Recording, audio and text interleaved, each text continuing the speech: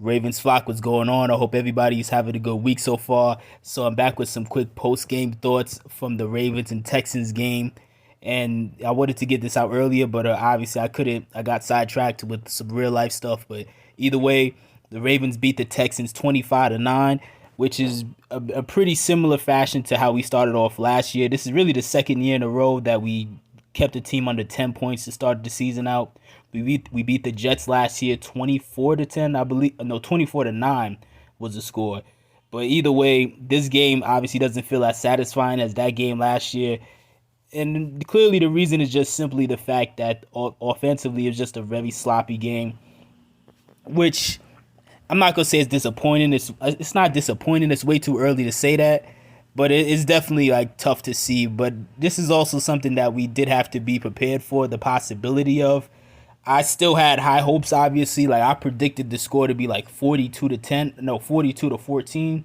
But obviously it didn't become that big of a blowout. But we still won handily, but the offense still just what was very rusty, which it is what it is. That's why even in the last video, even though obviously I was very hyped and had high hopes, I also made that point that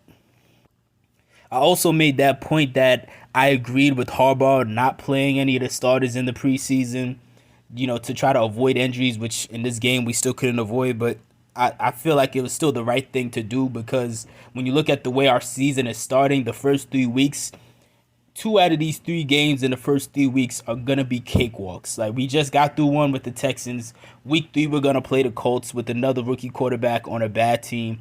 And then even next week, we're about to go into Cincinnati.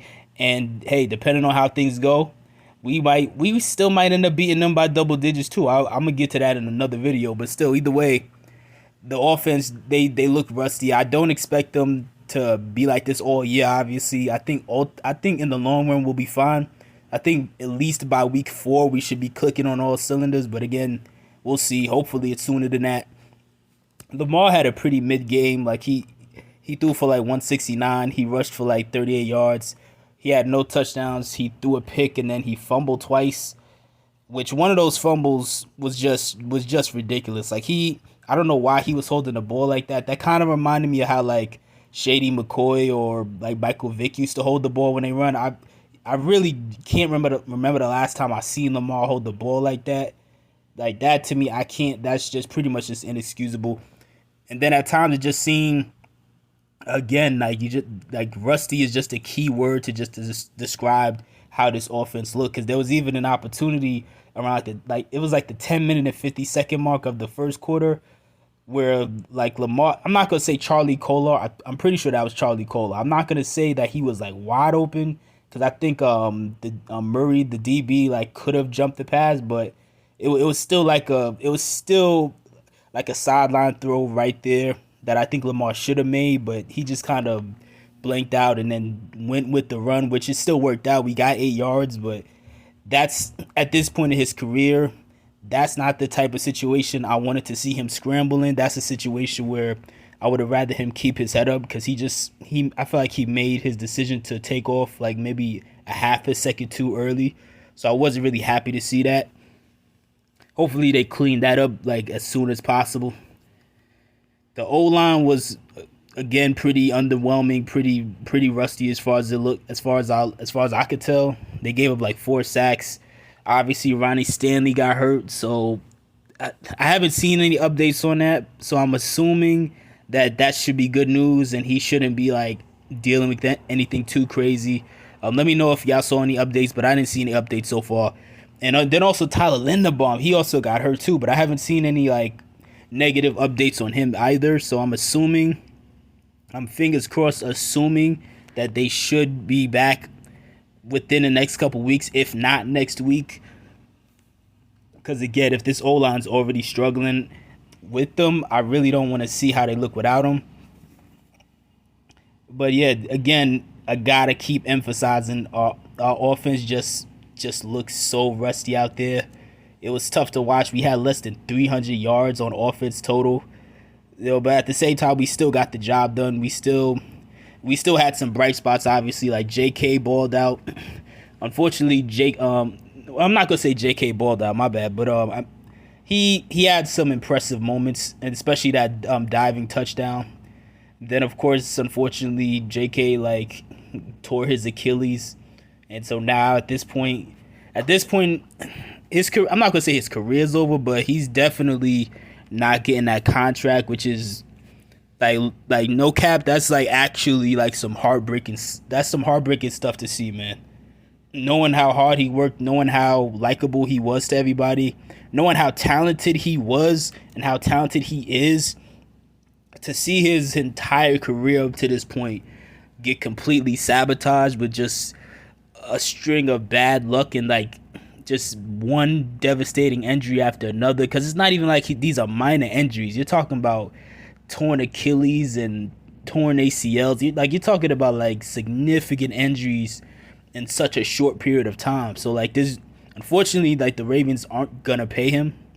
Like at least they're not gonna pay him top of the market money. Maybe they'll try to offer him a deal, but I wouldn't imagine it being like a deal more than like 3 or 4 million. Like I really don't think they're gonna think it's a good idea to invest in him like that, especially since we still got Gus.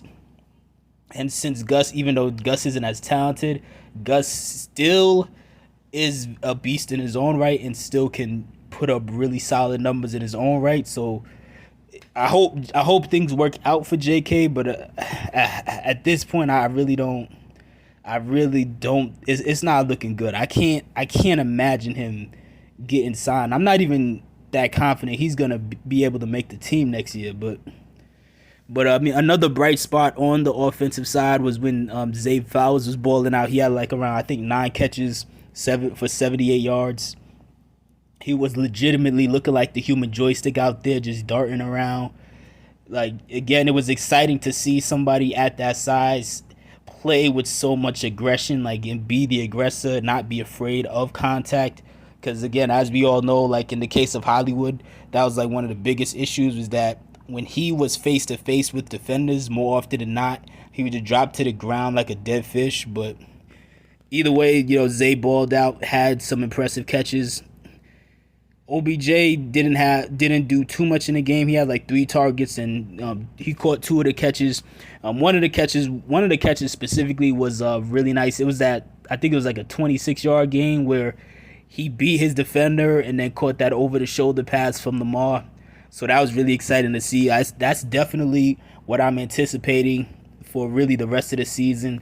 And it's nice to see that he can still prove that at this point in his career he still can get the job done. I think a lot of people underestimate how fast OBJ was at his peak. Like when he ran the 40-yard dash back in his rookie year, I think he ran like a 4.31. Like he was crazy fast. Well, underrated fast, like sneaky fast. So even at this point in his career, I still expect him to be able to at least be like a maybe a low 4.4 or mid 4.4 kind of guy, and that's still fast enough to get underneath anybody, as we saw in that play. Bateman had a couple good catches too. He caught all 3 of his targets. Justice Hill came through, had 2 touchdowns. I'm trying to decide if I'm gonna add Justice Hill or Gus Edwards to my fantasy to replace JK, but I'm probably gonna lean more towards Gus. But we'll see how that goes. As far as the defensive side of the ball, that was the biggest story in this game because the defense just balled out. Unfortunately, Marcus Williams got hurt. They're saying Harbaugh is claiming that the injury that Marcus Williams had doesn't look like it's going to be season-ending, but they also literally just earlier today just signed former Raiders safety Duran Harmon. So, Harbaugh is not the type of guy that likes telling the truth when it comes to injuries. So, I hope Marcus come back, but it's not looking too great right now. The best linebacker duo in the NFL, they balled out today. I mean, not today, but on Sunday. Roquan had 16 tackles, a sack, a tackle for loss, and a pass deflection. PQ had 11 tackles, a pass deflection, a tackle for loss, and a sack. That one pass deflection PQ had early in the game that CJ Stroud actually ended up catching, like that play was one of my favorite plays on defense.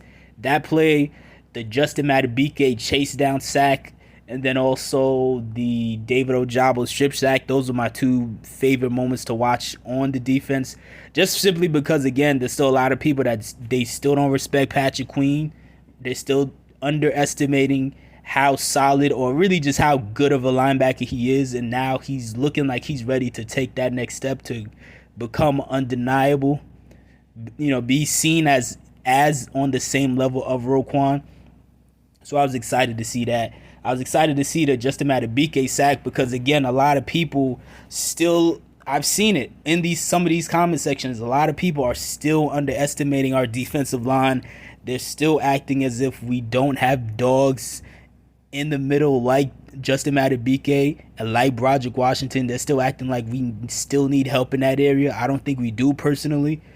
And then also I was excited to see the David Ojabo side just because all training camp, all summer, all you kept hearing is people talking about how they weren't impressed with David Ojabo and how they were concerned and how they weren't sure if it was going to work out. And it blew my mind because I'm like, the last time we seen him in a game that count, he also had a strip sack. So he already showed you that he can get some results in games that matter. So why would you put so much stock in like training camp or the preseason? Like I'm not really sure. But either way, Brandon Stevens had he had a decent game. He was all over the place. He had 12 tackles. I was kind of disappointed that he missed that interception. Like, he had the right instincts, but he just didn't time it well enough. He wasn't fast enough to really get his hands on that ball. Ardarius Washington also had a decent game with a pass deflection and a sack.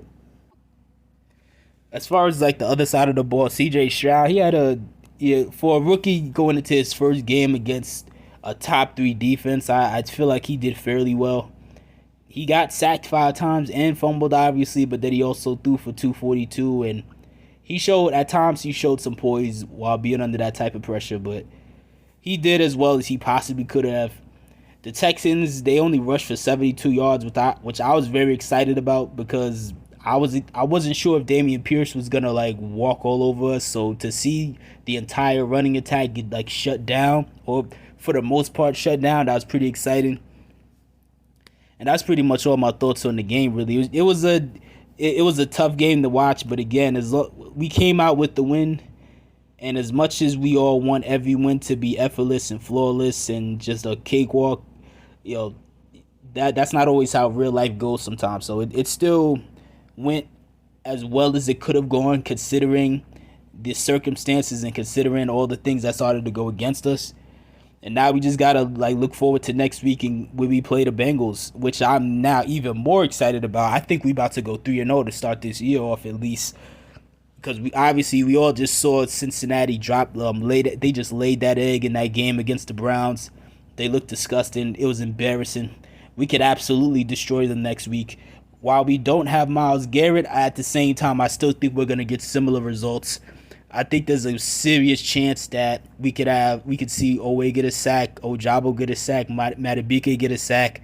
It's mind-blowing that they try so hard to build that O-line in Cincinnati, and it still comes up short so often. But I mean, either way, that's something for another video. Let me know what y'all thoughts are in the comment section below.